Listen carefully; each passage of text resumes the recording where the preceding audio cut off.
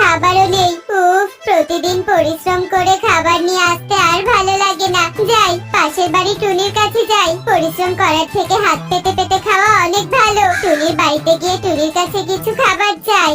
এই বলে কালু কাক তার প্রতিবেশী টুনির বাড়িতে চলে যায়। টুনির বাড়িতে গিয়ে দরজা ধাক্কা দেওয়ার আগেই ভেতর থেকে টুনি আর টোনার কথা বলা শুনতে পায়। শোনো টোনা, বনের গভীর একটা ক্ষেতে আমরা যে মিষ্টি শসা আবাদ করেছিলাম, কাল খেতে গিয়ে দেখে এসেছি বেশ ভালো ফলন হয়েছে। চলো আজকে সব শসা তুলে বাজারে বিক্রি করতে যাই। ঠিক আছে টুনি, কিছুক্ষণ পর তুমি আমি মিলে মিষ্টি শসা তুলতে যাব। এখন ঘরের মধ্যে কিছু কাজ আছে, আমি আগে কাজগুলো সেরে নেই। চলো আমিও তোমার কাজে সাহায্য করি।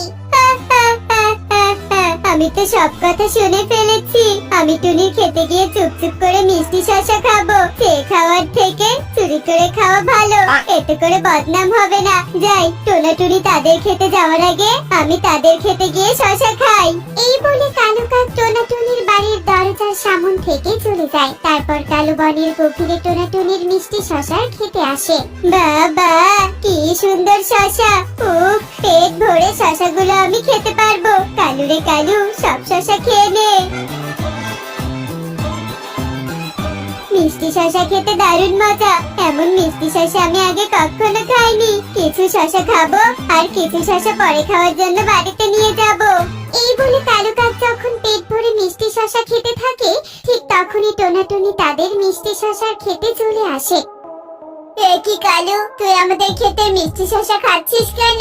হাই হাই, দেখেছো কাণ্ড টোনা, কেউ যাতে চুরি করে আমাদের মিষ্টি শসা খেতে না পারে সেজন্য আমরা লুকিয়ে বনের গভীরে চাষ করেছি। এই কালুয়া কালু তো সেটাও টের পেয়ে গেছে। এই রে, তোরা আসার আর সময় পেলি না। ইস, আমার তো পেট ভরে খাওয়াই হলো না। এ তো দেখছি আমাদের শসা চুরি করে খাচ্ছে, আবার আমাদের কি কথা শোনাচ্ছে। টোনা, ধরো ওই কালুকে, ধরো, আমরা ওকে চুরির দায়ে পুলিশে দিব।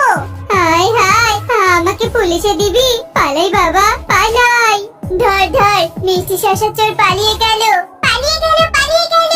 ধর ধর ধর। কালু কাক পালিয়ে যেতে থাকে আর টোনাটুনি কালুর পেছনে ধাওয়া করতে থাকে। কালু কাক যেমনি টোনাটুনির চোখের আড়াল হয়ে যায়, অমনি একটা গাছের সাথে ধাক্কা খেয়ে নিচে কাদায় পড়ে যায়। ঠিক তখনই গাছ থেকে দুটো ছোট ডাল ভেঙে তার মাথার পালকের ভেতরে এসে গুজে যায়। ঠিক সেই সময় সেদিক দিয়ে সুখী পায়রা যেতে থাকে। সুখী পায়রা কালু কাককে দেখে আতঙ্কে চিৎকার করে ওঠে।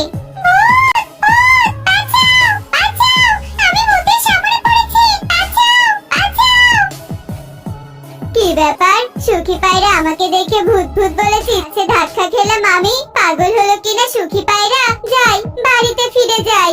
এই বলে কালু কাক তার বাড়ির দিকে রওনা দেয়। কালু কাক যখন একটা পুকুরের উপর দিয়ে উড়ে যাচ্ছিল, ঠিক তখনই সে তার প্রতিচ্ছবি পুকুরের জলে দেখতে পায় আর ভয় পেয়ে বলে, ভূত ভূত! না না, এটা তো আমি।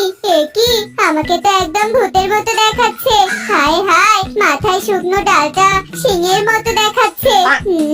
এবার বুঝতে পেরেছি সুখী আমাকে দেখে কেন ভয় পেয়েছিল। আমার এমন সাজসজ্জা দেখে আমার মাথায় একটা কুবুদ্ধি এসেছে। আমি ভূত সেজে এখন সবাইকে ভয় দেখাবো আর শুয়ে বসে খাবো। এরপর কালু তার বাড়ির বনে ফিরে আসে আর টোনাটুনির বাড়িতে আসে। এই মিষ্টি শসাগুলো আমরা খাবো টোনা। শুধু তোরাই খাবি, আমাকে দিবি না বুঝি? দে মিষ্টি শসা, আমাকে দে। ভূত টুনি, আমাদের ঘরে ভূত ঢুকেছে। নিয়ে যা ভূত, যত শসা দরকার সব নিয়ে যা, তবু আমাদের কোনো ক্ষতি করিস না। খাও মাও খাও, টোনাটুনিকে বাদ দিয়ে মিষ্টি শসা খাও। ওরে বাবা রে, ওরে বাবা, ভূত ভূত! পিঠা নিয়ে যাও, পিঠা। একটি পিঠা মাত্র 10 টাকা। পিঠা নিয়ে যাও, পিঠা। খাও মাও খাও, পিঠার গন্ধ পাও। পিঠা না দিলে কবুতরকে ধরে নিয়ে যাও। খাও মাও খাও। ওরে বাবা রে বাবা, ভূত ভূত! এই ভূত আবার আমার নামও জানে। না না ভূত, আমাকে ধরিস না ভূত। এই নে পুরো পিঠার ঝুড়ি, আমাকে ছেড়ে দে, আমাকে ছেড়ে দে। যা, চলে যা। পিঠা পেয়েছি, তোকে আর রেখে কি করব? কবুতর ভূতের ভয়ে পালিয়ে যায়। এরপর এরপর নকল কালো ভূত মজা করে পিঠা খেতে থাকে। এভাবে কালো ভূত সেজে বনের সবার কাছ থেকে শুধু খাবার কেড়ে নিয়ে খেতে থাকে। বনের সব পাখিরা ভূতের ভয়ে অতিষ্ঠ হয়ে যায়।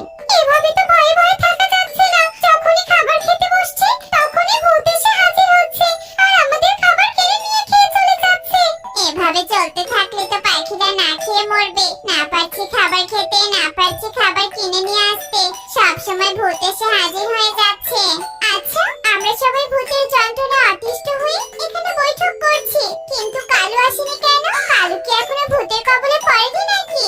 ওই কালু কথা বাদ দাও তো। চুরির দায়ে আমি ওকে ধরেছি এবং ধাওয়া করেছি। দেখো গিয়ে লজ্জায় কোথাও মুখ লুকিয়ে বসে আছে।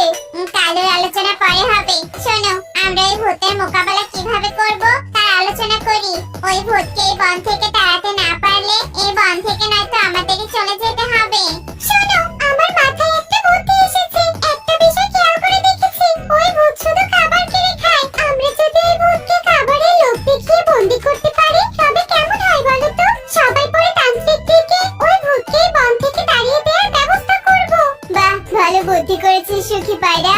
চলো, আমরা গাছের ডালে একটা বাঁশের শক্ত খাঁচা ঝুলিয়ে রাখি আর নিচে অনেক প্রকারের খাবার রাখবো। ভূত যেমনি খাবারের লোভে সেখানে আসবে অমনি আমরা খাঁচার দড়ি ছেড়ে দিব। ভূত বন্দি হয়ে যাবে। কি বুদ্ধিটা ঠিক আছে তো? একদম ঠিক। চলো চলো, আমরা কাজে নেমে পড়ি। যেই বলা সেই কাজ। বনের পাখিরা ভূত ধরার জন্য সব বন্দোবস্ত করে ফেলে। এরপর সবাই এই গাছের আড়ালে দড়ি ধরে লুকিয়ে থাকো, ভূত যেন আমাদের দেখতে না পায়।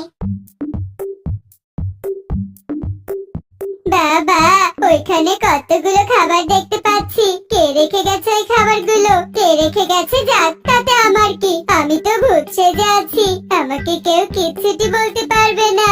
এই বলে কালু কাক খাবারের লোভে যেমনি খাবারের কাছে যায় অমনি পাখিরা দড়ি ছেড়ে দেয় আর নকল ভূত কালু কাকের ওপর গিয়ে বাঁশের খাঁচা পড়ে। এরপর সব পাখিরা বেরিয়ে আসে। ভূত ধরা পড়েছে, ভূত ধরা পড়েছে। এই, তোরা এসব কি কুবুদ্ধি করেছিস? ছেড়ে দে, আমাকে ছেড়ে দে, তোদের খেয়ে ফেলবো আমি। রিং বিরিং টিরিং, কোথায় ভূত? আমাকে এখানে ভূত ধরার জন্য ডাকা হয়েছে।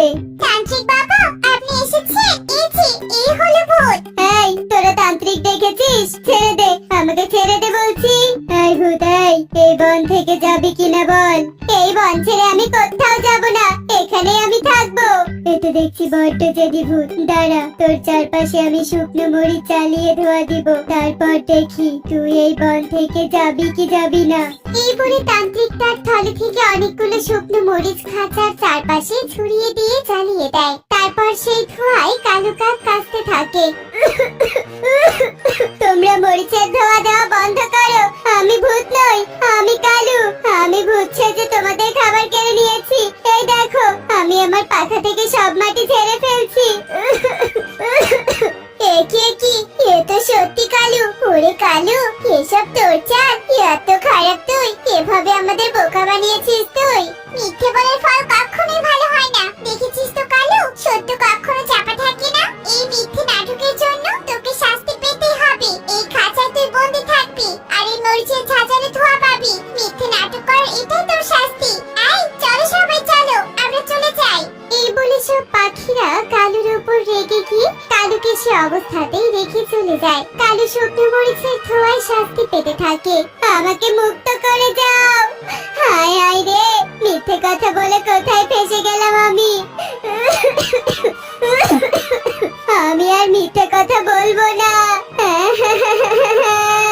এমনই সব মজার মজার শিক্ষণীয় টুনি পাখির গল্প দেখতে আমাদের সাথেই থেকো। আর গল্পটি কেমন হয়েছে তা কমেন্টে জানাতে ভুলো না কিন্তু। Bye bye.